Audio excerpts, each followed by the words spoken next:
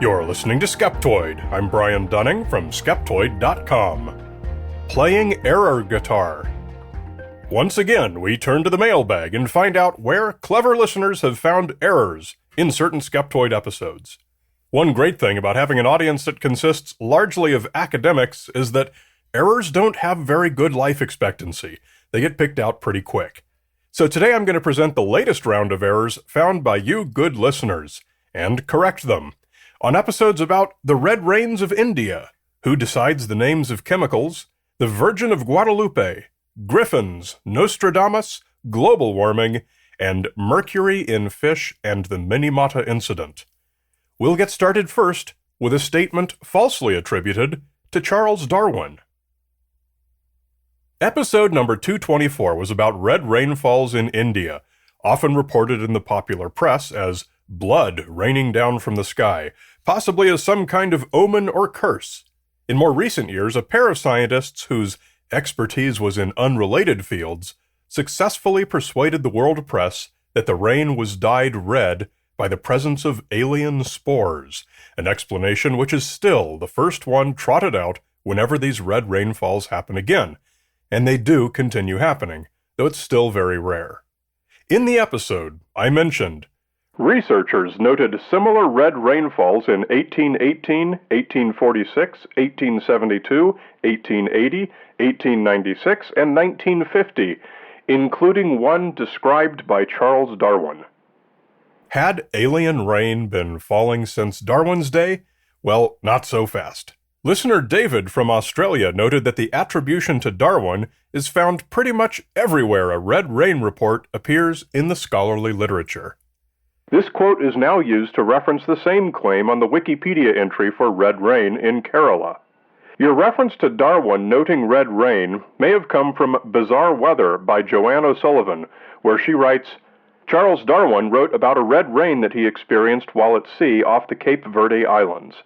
Well, if you read Darwin's account from both The Voyage of the Beagle and his paper, An Account of the Fine Dust Which Often Falls on Vessels in the Atlantic Ocean, Quarterly Journal of the Geological Society, Volume 2, January 1846, Darwin never mentions red rain, but refers only to the fine airborne dust particles noted by both himself and other mariners off the coast of Africa. And as David's was an awesomely, comprehensively cited correction, it turns out that he is absolutely correct. Darwin said nothing about red rain, though that was obviously the presentation of what he did report on. Darwin's actual quote, published in 1897, merely said, The dust falls in such quantities as to dirty everything on board, and to hurt people's eyes. Vessels have even run ashore owing to the obscurity of the atmosphere. It has often fallen on ships when more than 1,000 miles from the coast of Africa, and at points 1,600 miles distant in a north and south direction. In some dust which was collected on a vessel 300 miles from land, I found particles of stone above the 1,000th of an inch square, mixed with finer matter. Note the lack of alien spores reported by Darwin. This was atmospheric dust kicked up from deserts on the Arabian Peninsula. This still explains much muddy red rain in the area, though this is unrelated to what the actual cause of the red rain discussed in the episode was.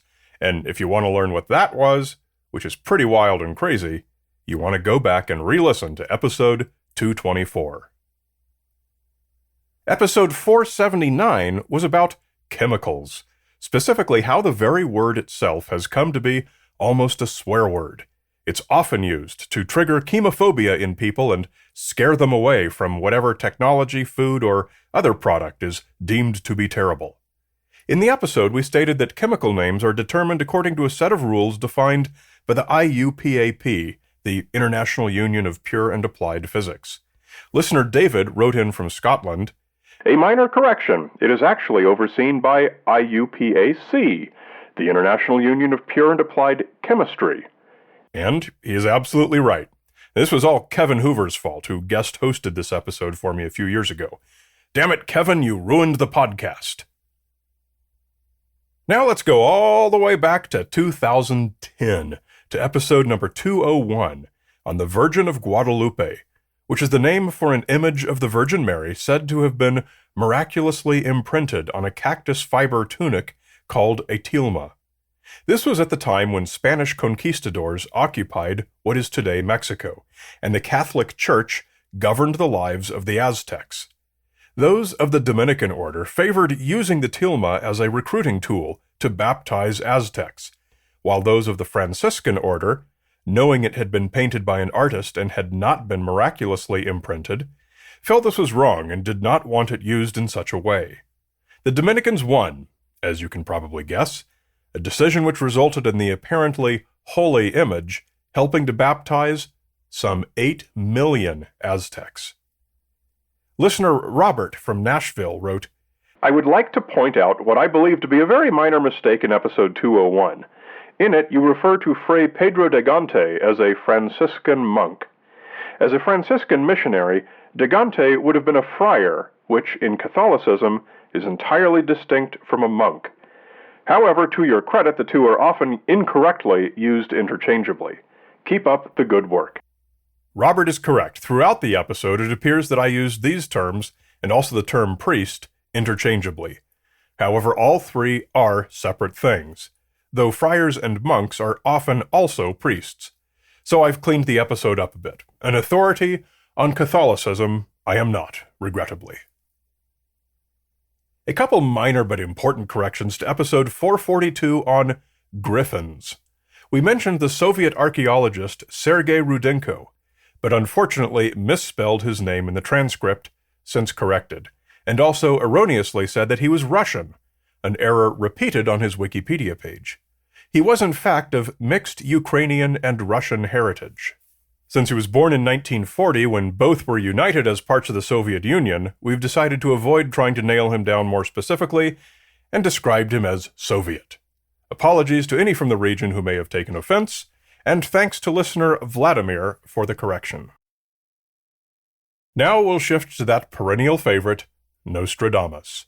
Woo about history's most famous alleged seer will permeate pop culture forever, it seems.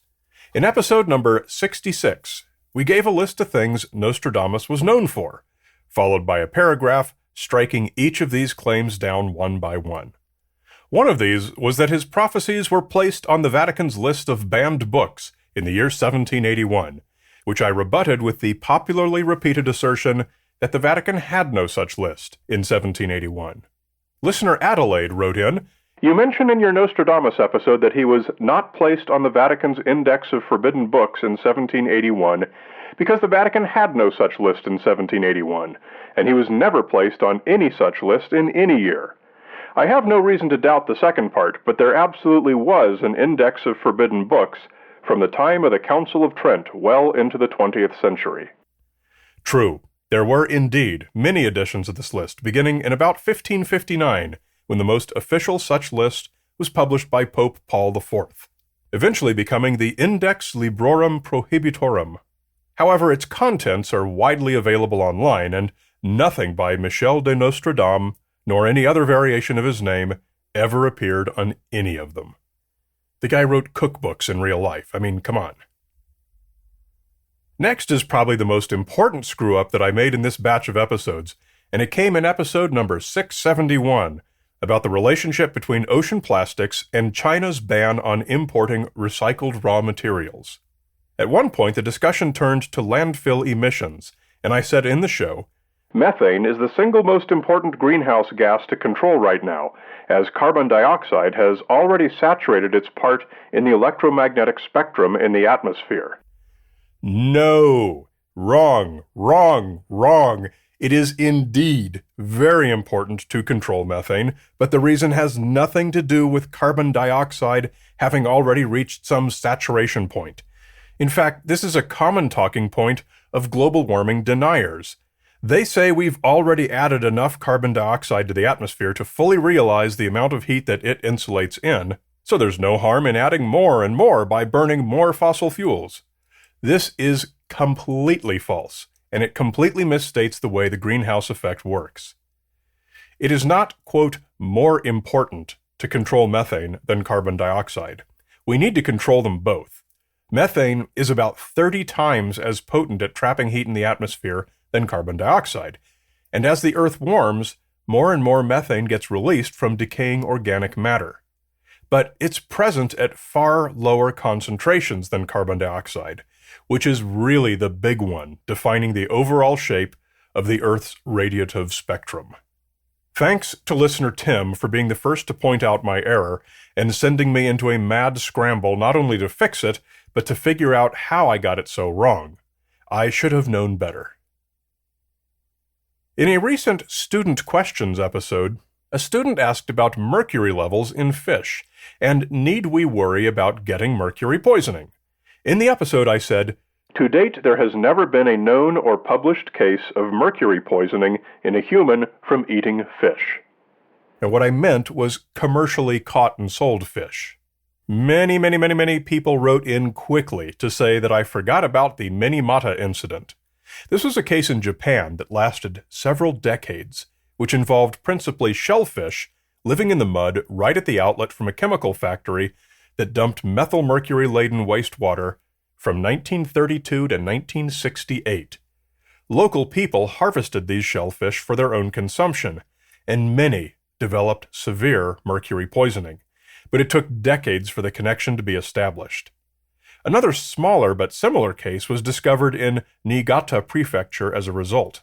The mercury accumulated in the mud with much greater density than it ever could have in the open water, which is why shellfish were a much more deadly vector than fish would have been.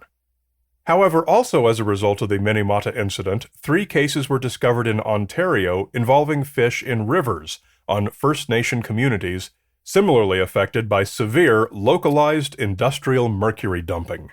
In all of these cases, the contamination was so severe that it was possible to process the mud in Japan and the river water in Ontario to recover useful amounts of industrial mercury.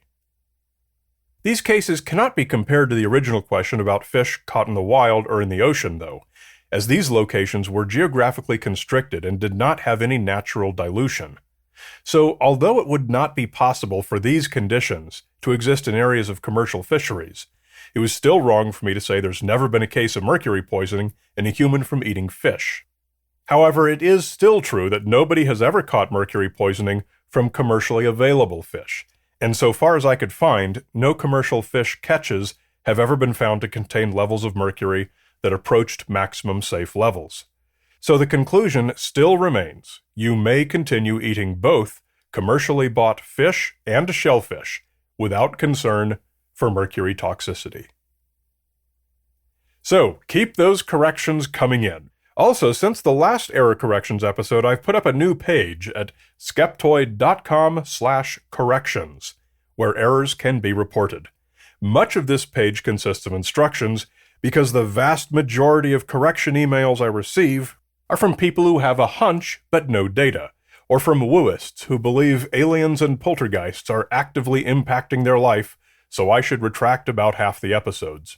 If you have valid corrections, the information on skeptoid.com/corrections should give you everything you need to properly report it in a way that passes editorial muster here in the Skeptoid offices. So I look forward to seeing it, and look forward to keeping the bar for good information as high as we can.